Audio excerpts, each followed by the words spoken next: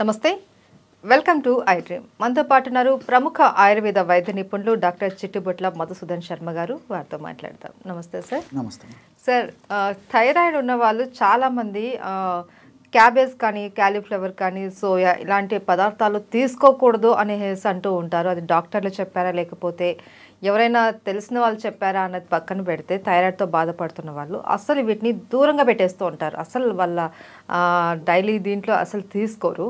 ఇది నిజమేనా సార్? ఇది అపోహన లేకపోతే తినకూడదంటారా? చాలా చాలా మంచి ప్రశ్నమా. మేము నిత్య జీవితంలో ప్రాక్టీస్లో కూడా చూస్తుంటామా. థైరాయిడ్ పేషెంట్స్ ఎక్కువ మంది వస్తుంటారు. చాలా మందికి ఉన్నటువంటి కామన్ డౌట్ ఇది. అవును సార్, మేము క్యాబేజ్ తీసుకోవచ్చా, క్యాలీఫ్లవర్ తీసుకోవచ్చా, లేకపోతే సోయా తీసుకోవచ్చా అని అడుగుతుంటారమ్మా. దానికి కరెక్ట్గా సైంటిఫిక్ సమాధానం చెప్తాను చూడమ్మా. యాక్చువల్గా ఏంటంటే అందులో ఉన్నటువంటి రసాయన పదార్థాలు థైరాయిడ్ గ్రంథి యొక్క పనితనాన్ని దెబ్బతీస్తాయమ్మా. యాక్చువల్గా ఇప్పుడు క్యాబేజీలో, క్యాలీఫ్లవర్లో, అదేవిధంగా సోయాలో ఈ మూడిట్లో కూడా గాయిట్రిన్స్ అని చెప్పేసి ఒక రసాయన పదార్థాలు ఉంటాయమ్మా. అదేవిధంగా థయోసైనైడ్స్ అని చెప్పేసి రసాయన పదార్థాలు ఉంటాయి, ఫ్లేవనాయిడ్స్ ఉంటాయి. సో ఈ మూడు కూడా థైరాయిడ్ గ్రంథిని దెబ్బతీస్తాయి. ఎలాగంటే అది కూడా చెప్తాను చూడమ్మా. ఉదాహరణకి మూడింట్లో ఇవన్నీ ఉంటాయన్నమాట. గాయిట్రిన్స్, థయోసైనైడ్స్, ఫ్లేవనాయిడ్స్ క్యాబేజీలో, క్యాలీఫ్లవర్లో, సోయాబీన్స్లో ఉంటాయమ్మా. ఎలాగంటే ఇప్పుడు ఈ గాయిట్రిన్స్ అనేటువంటి పదార్థాలు అందులో ఉన్నాయి కాబట్టి వెజిటబుల్స్లో అదేం చేస్తుందంటేమ్మా, మనం తీసుకున్నటువంటి ఆహారం ఉన్నటువంటి కానీ సపరేట్గా తీసుకున్నటువంటి ఐడిన్ని థైరాయిడ్ గ్రంథి దగ్గరికి పోకుండా అడ్డుపడుతుందమ్మా. సో ఐడిన్ తక్కువైనప్పుడు థైరాయిడ్ ప్రాబ్లం వస్తూ ఉంటుంది. సో థైరాయిడ్ గ్రంథికి చేరకుండా ఇది అడ్డుపడుతుంటుంది. దానివల్ల ఇది వద్దని చెప్తుంటారమ్మా సర్వసాధారణంగా. రెండవది ఏంటంటే ఈ థయోసైనైడ్స్ అనేటువంటి పదార్థాలు ఉన్నాయమ్మా, కెమికల్స్. ఈ థయోసైనైడ్స్ అనేటువంటి పదార్థాలు ఏం చేస్తాయంటేమా, టీఎస్హెచ్ అనేటువంటి హార్మోన్ని థైరాయిడ్ గ్రంథికి చేరకుండా అడ్డుకుంటాయి. ఈ టీఎస్హెచ్ అనేటువంటి హార్మోను బ్రెయిన్లో రిలీజ్ అవుతుంటుందమ్మా. థైరాయిడ్ స్టిమ్యులేటింగ్ హార్మోన్ ఈ బ్రెయిన్లో రిలీజ్ అయ్యి అది ఈ యొక్క థైరాయిడ్ గ్రంథిని స్టిమ్యులేట్ చేస్తుంది. అప్పుడు థైరాయిడ్ హార్మోన్స్ ఉత్పత్తి అవుతాయి అన్నమాట. అక్కడ మెదడులో ఏమో టీఎస్హెచ్ ఉత్పత్తి అవుతుంది, కానీ ఈ థయోసైనైడ్స్ అనేటువంటి పదార్థాలు ఏం చేస్తాయంటే ఆ ఉత్పత్తి అయినటువంటి ఆ టీఎస్హెచ్ని ఈ థైరాయిడ్ గ్రంథికి చేరకుండా అడ్డుకుంటాయమ్మా. సో దానివల్ల థైరాయిడ్ గ్రంథి పనిచేయదు. మూడవది వచ్చేసి ఫ్లేవనాయిడ్స్. ఈ యొక్క ఫ్లేవనాయిడ్స్ యొక్క గుణం ఏంటంటేమా, ఈ మూడు పదార్థాలు చెప్పాను కదమ్మా, ఈ క్యాబేజీ, క్యాలీఫ్లవర్, సోయాబీన్స్ ఉన్నటువంటి ఈ ఫ్లేవనాయిడ్స్ ఏం చేస్తాయంటే ఆ థైరాయిడ్ గ్రంథి నుంచి హార్మోన్ ఉత్పత్తి కాకుండా అడ్డుపడతాయమ్మా. సో దీనివల్ల వాడకూడదు అని చెప్తారమ్మా, కానీ వాడొచ్చమ్మా. ఎలా సార్? వీటి వల్ల అది థైరాయిడ్ గ్రంథి పనితీరే మారిపోతుంది కదా మరి. ఇది క్వశ్చన్ అమ్మా, ఇక్కడ లాజిక్. సో వీటిలో ఏమైతుందంటమ్మా, పచ్చిగా ఉన్నప్పుడే ఇవి చాలా ప్రధాన పాత్ర వహిస్తాయి. పచ్చివి తినకూడదమ్మా. ఓకే. సో ఎప్పుడైతే మనం ఆహారాన్ని వండుతామో ఉడకబెట్టినప్పుడు ఈ గాయిట్రిన్స్ నశించిపోతాయి చాలా వరకు. తర్వాత ఇంతకుముందు చెప్పినట్లు మిగతా రెండు పదార్థాలు కూడా నశించిపోతాయి. కాబట్టి మితంగా తీసుకోవడం వల్ల ఎలాంటి ఇబ్బంది ఉండదు. అది వండి తినమ్మా. వండి వాడడం వల్ల అంత దుర్గుణాలు ఉండవు, మితంగా వాడుకోవచ్చు. కాబట్టి గాయిట్రిన్స్, థయోసైనైడ్స్, తర్వాత ఈ యొక్క ఫ్లేవనాయిడ్స్ వండినప్పుడు దాని యొక్క ప్రభావం తగ్గిపోతుంది కాబట్టి వాడుకోవచ్చుమా. రెండవది ఏమంటే ఇప్పుడు ఈ క్యాబేజీ, క్యాలీఫ్లవర్ ఇలాంటి వాటిలో ఎక్కువ పెస్టిసైడ్స్ చల్లుతారమ్మా. సో దానివల్ల కూడా ఈ పెస్టిసైడ్స్ ప్రభావం కూడా మన దేహంలోకి పోయేటువంటి పరిస్థితి ఎక్కువ ఉంటుందమ్మా. వాటి మీద ఎక్కువ చల్లుతారు అన్నమాట. సో అది కూడా మంచిది కాదు కాబట్టి పచ్చిది వాడడం మంచిది కదమ్మా.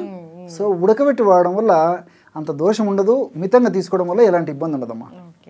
అయితే సార్, మీరు వస్తున్నారని అంటే చాలు మాకు చాలా కామెంట్స్ వచ్చేస్తూ ఉంటాయి. ఏంటి అని అంటే, సార్ని దీనికి చిట్కా అడగండి, దీనికి ఏం చేయాలి ఎట్లా అనేసి. థైరాయిడ్ అనేది ఇప్పుడు షుగర్తో ఈక్వల్గా పోటీ పడుతున్నారు. చాలా మందికి థైరాయిడ్ కూడా ఎక్కువ అవుతుంది.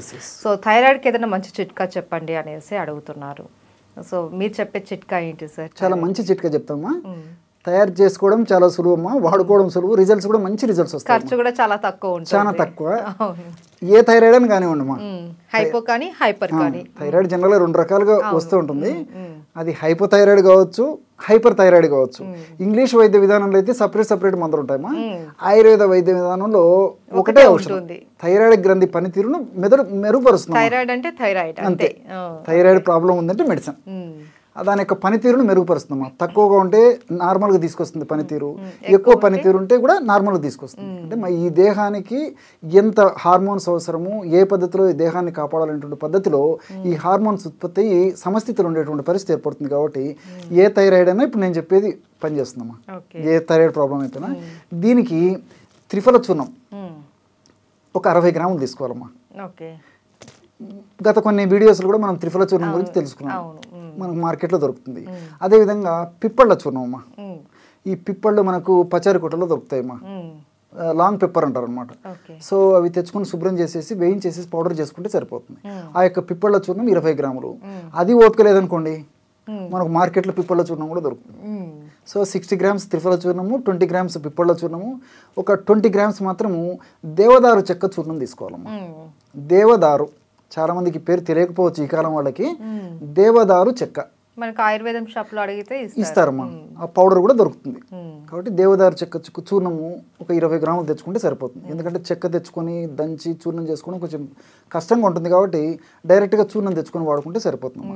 సో త్రిఫల 60 గ్రాములు, పిప్పళ్ళు 20 గ్రాములు, దేవదారు చెక్క 20 గ్రాములు. సో మొత్తం 100 గ్రామ్స్ పౌడర్ తయారైపోయిందమ్మా. అంతా బాగా కలిపేసి ఒక గాజు సీసాలో నిల్వ ఉంచుకొని రోజు ఉదయం పరిగెడపను ఒక్కసారి, లేకపోతే ఆహారానికి ఒక అరగంట ముందు తీసుకోవచ్చమ్మా. అట్లే సాయంత్రం 5 నుంచి 7 గంటల మధ్యలో కానీ, లేకపోతే ఆహారానికి ఒక అరగంట ముందు కానీ తీసుకోవచ్చమ్మా. ఒక 1/2 టీ స్పూన్ పౌడర్ అమ్మా, అంటే ఇంచుమించు ఒక 2.5 గ్రామ్స్ ఒక ప్లేట్లో వేసేసుకొని తగినంత స్వచ్ఛమైనటువంటి తేనె కలిపేసి, ఒకవేళ షుగర్ వ్యాధిగ్రస్తులు లేనటువంటి వాళ్ళైతే అలాగే నీళ్ళతో కలుపుకొని వాడుకోవచ్చుమా. అట్లా షుగర్ లేనటువంటి వాళ్ళైతే స్వచ్ఛమైనటువంటి తేనె కలిపేసేసి సేవించాలమ్మా. ఈ విధంగా ఉదయం ఒక్కసారి, రాత్రి ఒకసారి క్రమం తప్పకుండా సేవించడం వల్ల అది హైపోథైరాయిడ్ కానివ్వండి, హైపర్ థైరాయిడ్ కానివ్వండి, ఏ థైరాయిడ్ అయినా ఆ థైరాయిడ్ సమస్యను చక్కదిద్దేందుకు ఇప్పుడు నేను చెప్పినటువంటి ఔషధం చాలా చక్కగా ఉపయోగపడుతుందమ్మా. సో ఈరోజు మాకు మంచి చిట్కాతో పాటు చాలా మందికి ఉన్న సందేహం, ఈ క్యాబేజ్, క్యాలీఫ్లవర్, సోయా వాడచ్చా వాడకూడదా, వాడితే ఎలా వాడాలి అన్న దాని గురించి కూడా మాకు చాలా చక్కగా తెలియజేశారు sir. Thank you so much.